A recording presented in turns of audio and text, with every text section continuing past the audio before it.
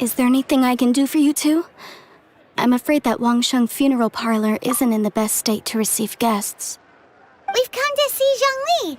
Could you please tell him we're here? Unfortunately, Zhongli isn't here at the moment. It seems he went to Northland Bank. Doesn't the Northland Bank belong to the Fatui? Last time we saw Zhongli was before we went to the Golden House. Do you think he doesn't know about the attack on Liyue? Visiting the Fatui at a time like this could only mean more trouble. We had better go and make sure that everything is okay.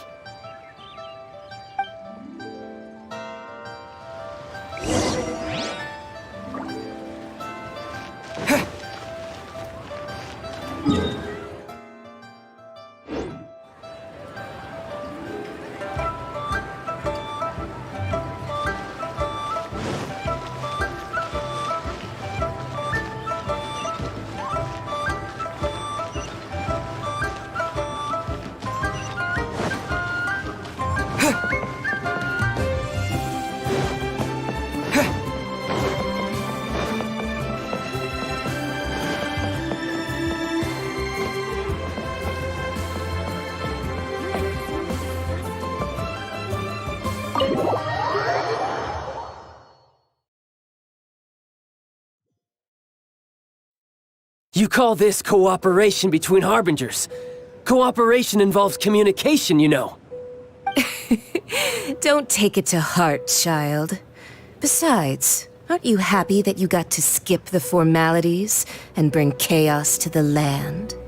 I'm sure you must have enjoyed that. Oh, it seems that some of your friends have arrived. Hey, it's Zhongli and Child. And you! You're also one of the Harbingers?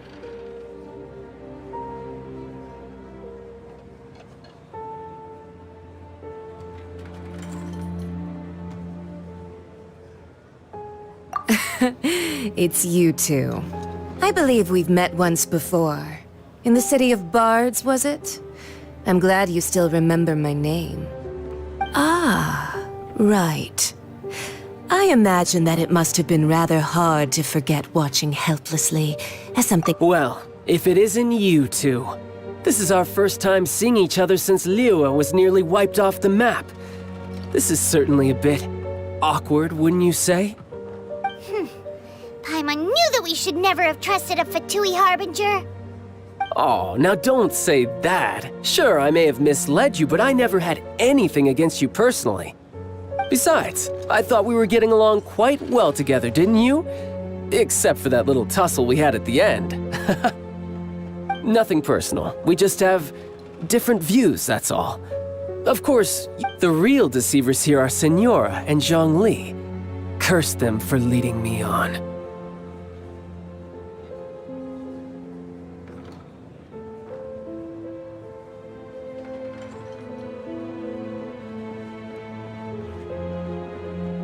So actually, I think— Stop wasting time, child. There'll be plenty of time to chat once I'm through here. You remember the agreement, Morax. Now, if you would be so kind. The Gnosis, please. What in the world are you talking about? The contract is fulfilled. That which thou seeketh is now bestowed unto thee. For my promise is solid as stone.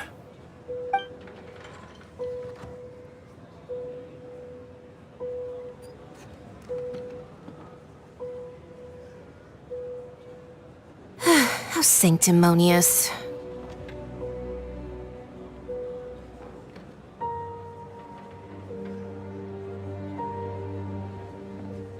What? So you're the Lord of Chio? No, wait. That's an exciting twist and all, but why give the Gnosis to the Fatui? I do not give it for free. I give it as agreed upon in the contract. For it is a matter solely between the Tsaritsa and I. Yeah, you don't think you went a little bit too far with that whole fake death thing? Everyone was preparing the ceremony for you, and splat! This big dragon falls out of the sky, and all of Lyric goes into an uproar. Talk about a disaster. Gathering all the forces that had been bubbling behind the scenes, and then stirring them together in a pot that was bound to boil over. That's what he wanted to see, am I right? Wait, what? Perhaps it's best that I explain. As you know, I've dwelt upon this world for more than 6,000 years. It is now 3,700 years ago that I founded Liyue together with the Adepti. Even boulders that can withstand whirlpools will erode with the passing of time. I kept convincing myself that cracks had not begun to form, and that the end of my time had not yet come. Until one drizzly day, as I was strolling along the harbor, I heard a merchant tell one of his workers, "You've finished your duties. Go ahead and call it a day." I stood motionless among the crowds, asking myself, have I already finished my duties? Oh, Zhongli. But as I began to consider relinquishing my divine role, I soon discovered that many reasons still remained to not hastily depart. Was Liyue, the city I had dwelt in for so long, already prepared to enter its next age? I decided that a test was needed in order to reveal the answer. So I feigned my own death, and gathered the cast of Child, the Adepti, and the Liyue Qixing to play their roles together on the stage that was Liyue. That's right, which is why I continued to safeguard the Gnosis until now. So you mean that if the chaos ever reached the point of no return, you would simply appear and use your divine powers to bring Liyue back under control? Of course, and it would have been all too easy for him too. Just as a child quickly matures after losing their parents, so has Liyue matured when faced with the death of its deity. In the end, the resolution to all that has transpired was even more satisfactory than I could have hoped for. Take the Adepti, for instance. Owing to their years of seclusion, they were the least informed. Yet when faced with a crisis, they commendably showed the greatest amount of restraint possible. Not only did they manage to cooperate with the Qixing, but in the end, they even made efforts to understand the hearts of the people. Credit is also due to Signora, the emissary dispatched by the Cryo-Archon to fulfill our contract. At my request, she kept everything she knew in strict confidence. This despite the eavesdropping ears of her colleague, Child. This meant I could remain as Zhongli, even having the chance to fulfill the age-old traditions of Liyue in this mortal form. Thank you for joining me on this journey, traveler. All of these things turned out as I had planned. There is only one thing that I had not anticipated, and that was the conduct of the Liyue Qixing. I had expected them to do no more than the Adepti, to come to the defense of Liyue. But when all was said and done, they seized the opportunity to supplant Liyue as divine protectors, and used the subsequent power vacuum left by my death to quickly gain complete control of Liyue. Huh? That doesn't sound good at all. On the contrary, I think it is excellent. I had always feared that it was too soon for them to take over from me. And it was also that which I longed for the most. As such, this is the best parting gift anyone could have given this god of old. Hey, what about me? Doesn't anyone feel the least bit of remorse for deceiving me? You've practically kept me in the dark. I think that thanks would be more appropriate. You certainly played no small part in all of this, wreaking havoc and turning the city upside down. The Lord of Geo ought to thank you for your performance, if anything. If you hadn't created the pressure of a battle between mortals, adepti, and a god, the lump of coal resting in the hands of the Geo Archon, Liyue, would never have been able to become a dazzling diamond of a city. Huh? Just whose side are you on, mocking me like that? Are you itching for a fight?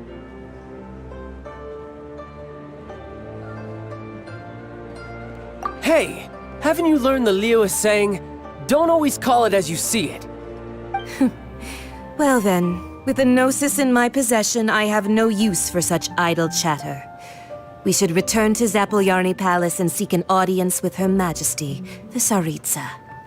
Come, child. Fine. I'll meet you there later. I'm not sharing a boat with the likes of you. Do as you wish.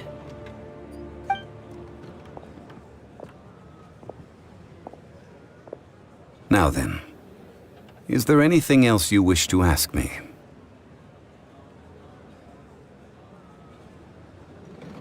Right! As Zhongli always told us, a good trade is a fair trade. Paimon has no idea what could be a good trade for a Gnosis. Realistically speaking, there is no such thing. Huh? However, I am the god of contracts. For thousands of years, I have made countless contracts. If the deal was of no benefit, then I certainly would not be inclined to agree to it. My agreement with the Cryo Archon will be the last of my contracts as the Geo Archon. My contract to end all contracts.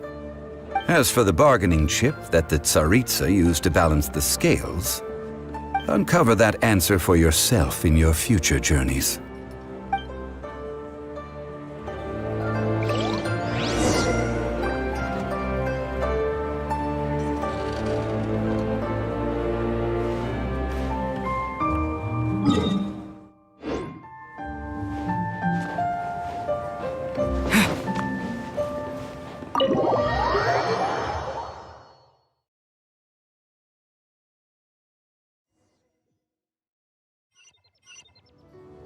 Today's the day of the rite of parting.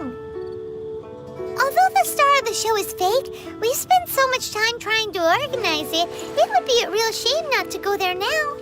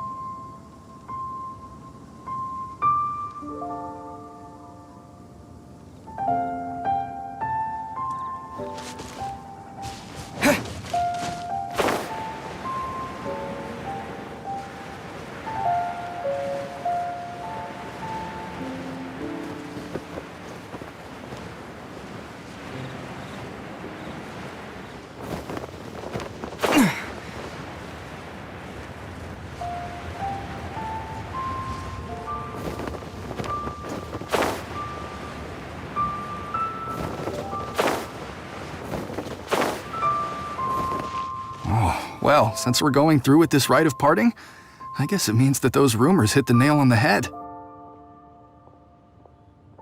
So Rex Lapis is really... But they didn't catch the culprit, did they? Oh, come on. Do you think that the assassin could have been a normal person? You know what I think. I don't think any of the gossip on the streets you hear from those shady types is worth anything. There's only one real possibility in my mind. I've heard that the assassin was that Fatui fellow. Youngish, pretty high in rank. I think they called him Child. The Fatui?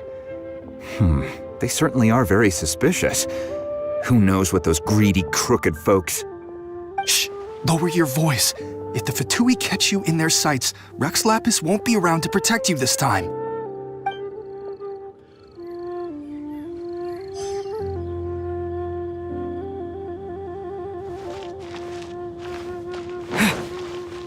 You know that god from the ocean couldn't have just shown up out of nowhere. I mean, it's been 2,000 years since Rex Lapis subdued it. Yes, and to think that this happened right on the heels of the incident with Rex Lapis, too. Say, do you think the person who assassinated our lord and released that evil god might have been one and the same? Now that you mention it, that's very possible. Yeah, I mean, it all fits together.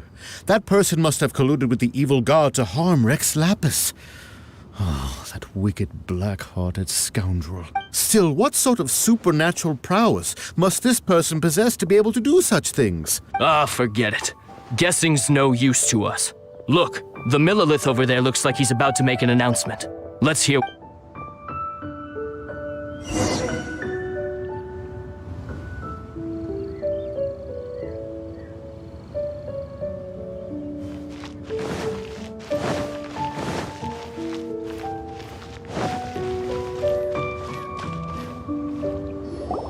Hear ye all, the Qixing's words.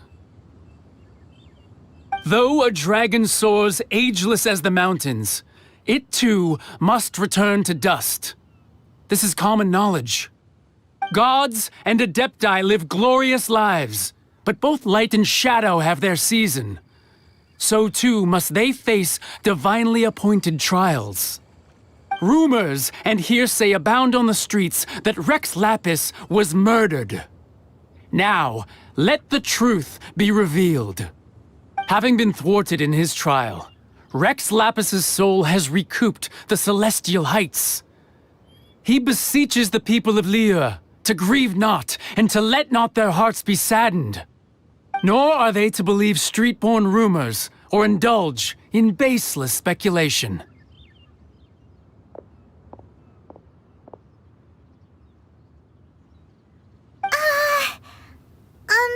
Paimon needs a translation on what the Qixing's announcement said.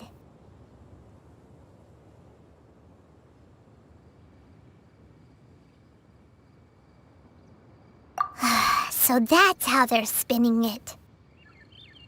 Something feels off. Why would they suddenly give up looking for the murderer? Not to mention how this excuse sounds like something they just made up on the spot. Could the Qixing already have known that Rex Lapis wasn't dead? But Zhongli said that neither they nor the Adepti knew anything. Did Zhongli tell them in secret after his gnosis changed hands?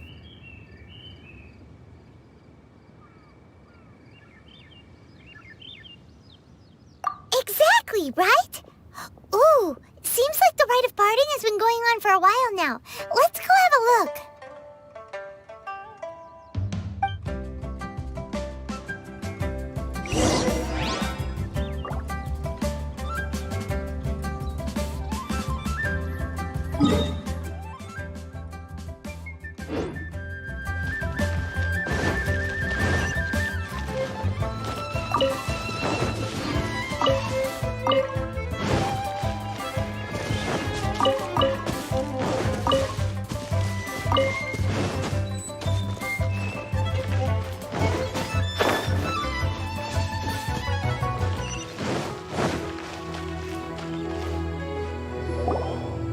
Look, it's Ningguang and Keqing.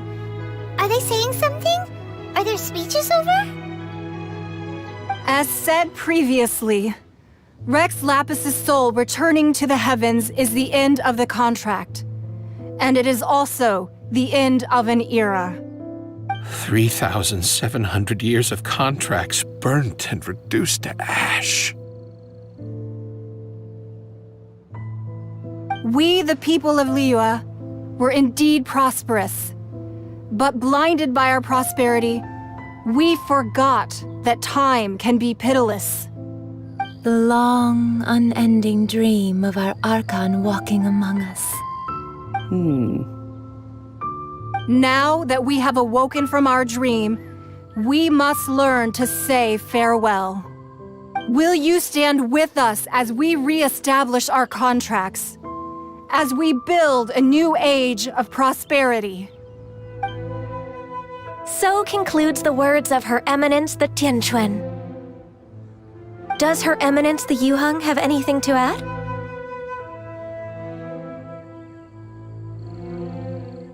Huh? Is she looking this way? Traveler. Yikes! She really is looking our way! Is that the traveler who they say defeated the ancient god? So young. The Liyue Qixing always repay their debts. And as you have heard, our eyes see far and our reach is long. Name your price.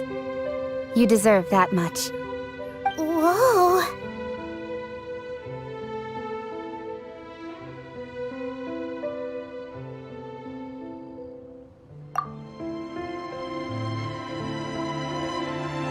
Well, could you help me put up some missing person posters?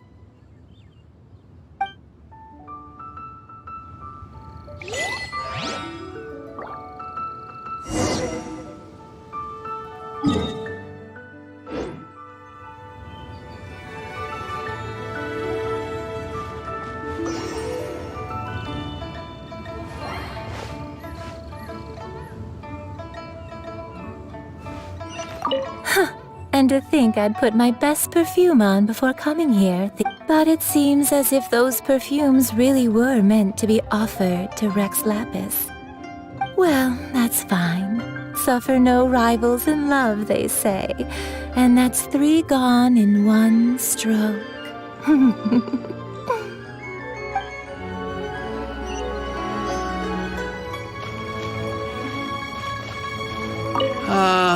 Rex Lapis, Rex Lapis.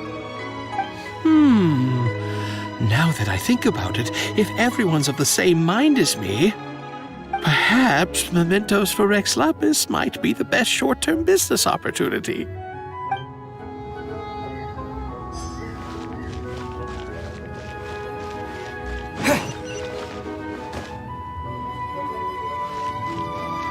As for the mortals and adepti of Liyue, what shape shall our relationship take from now on?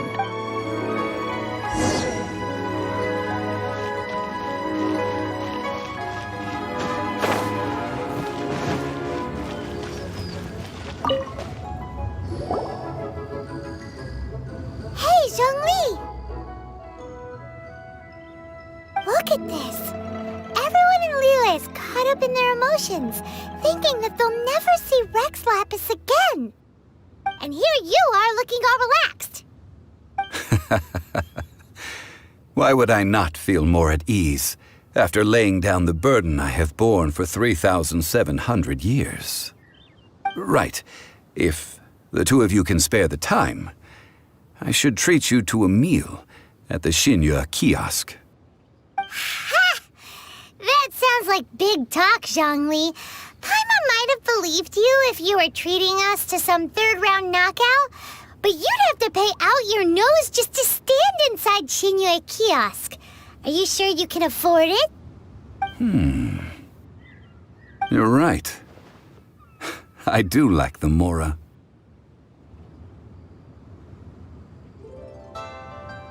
As the Rex Lapis Morax, I can easily create Mora.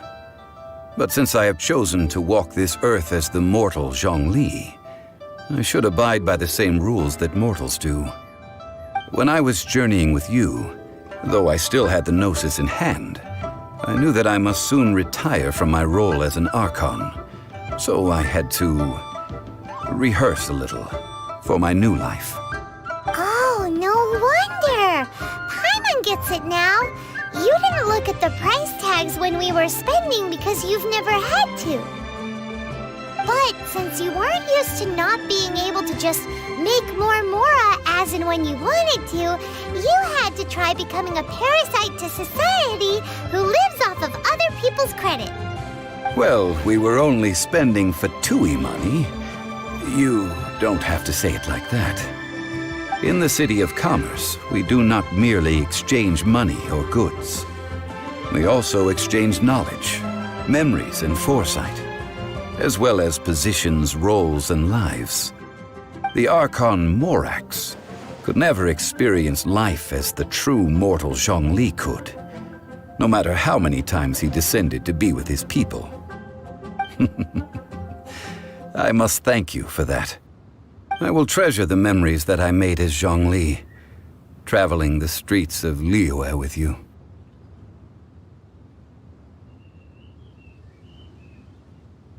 That is true. But there is no journey that does not end. No meetings without partings. Paimon thinks that we should make a move and continue our search for the Seven. I fear that continuing your journey may be difficult. The nation that neighbors Liyue by sea, Inazuma, is presently closed. Yes, the nation has been closed by order of its deity, the Electro-Archon Ball. And just as the people of Liyue preferred to call me Rex Lapis, she too goes by another name among locals in Inazuma. Paimon thinks we've heard that one before. Raiden? That is the case. And since Raiden is also the Shogun of Inazuma, people call her the Raiden Shogun. That said, though people at the wharf were saying that the situation in Inazuma is very tense, Paimon doesn't remember that always being the case. It wasn't that bad last year. Zhongli, since you're Rex Lapis, shouldn't you know something about what's happening there? Just how did Inazuma become a closed nation? It's because of visions. Visions? When faced with circumstances beyond their control, humans often bemoan their lack of power. But if a person shows true strength of will at a desperate and fateful moment in their life, the gods will look upon them with favor. This is what visions are. Magical foci bestowed upon those who have been acknowledged by the gods. That's how people in Teyvat see it. But starting from last year, the Raiden Shogun began promulgating the Vision Hunt Decree. Vision Hunt Decree? Yes. It was an order to seize all visions within Inazuma's borders, and to inlay them upon the hands of the statue of the omnipresent god. They want to seize visions. But why? Aren't visions blessings from the gods? I should think that in the Raiden Shogun's eyes, it is precisely because they are divine blessings that they should be under the sole dominion of divinity. Whoa, that's harsh. The Animo Archon is the god of freedom, and the Geo Archon is the god of contracts. For her part, the Raiden Shogun is the god of eternity. It seems as though she has finally decided to eliminate any unstable elements that could pose a threat to her eternal realm. The fact that even I, the oldest of the seven, have now passed away, will only strengthen her resolve to pursue eternity. Knowing her, she must have again quoted that adage she is most fond of when proclaiming that decree to her people. 7 ideals for 7 gods, and of these, eternity is nearest unto the heavenly principles. All right then. Was there anything else you wish to know?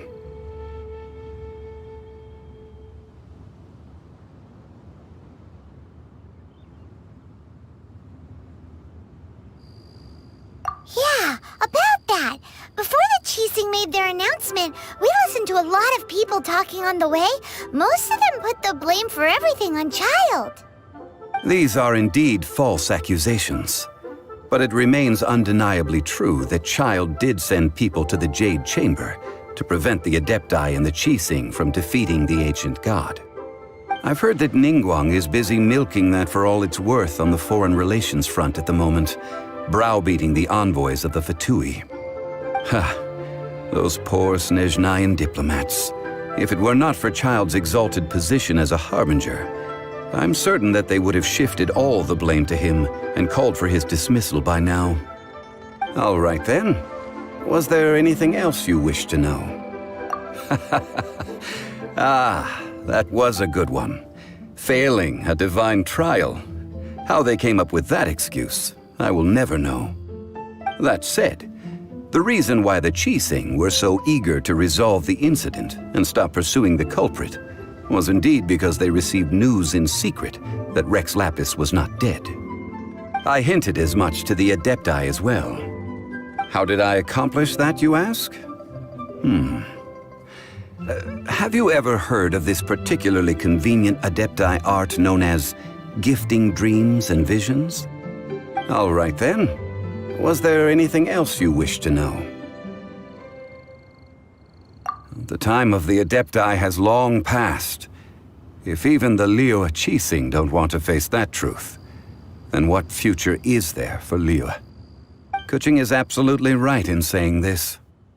Now, though I did laud Ningguang's desire for power, believing this to be a good thing, and thought as a matter of course that she must have been behind the Qixing's plan to take governing power over Liyue from the hands of the gods and Adepti, could the original person who brought up the idea of seizing power have been... All right then. Was there anything else you wish to know? That's right. Zhongli, now that you don't have your gnosis, what's going to happen to all the Mora in Teyvat? Since Morax is dead, are they all just gonna disappear? Also, isn't the Golden House the only mint in the entire continent? Will it even continue to work? The Mora present now will not vanish. But the Golden House will indeed have to cease operations for a lengthy period of time, since creating Mora requires the use of the Geo-Archon's power. This is terrible! We're all about to run out of Mora! The world is coming to an end! Yes, this is indeed a major issue from a financial standpoint. Well, I suppose we'll just leave such troublesome matters to the Liyue Qixing to debate. Then, did you at least set some private funds aside for yourself? Oh, a private fund. This does seem like a good, logical, common-sense idea. It's a shame. What's a shame? It's a shame that I didn't think of it at the time. All right then. Was there anything else you wished to... Well then, I suppose you'll have to find a way to get inside this closed nation.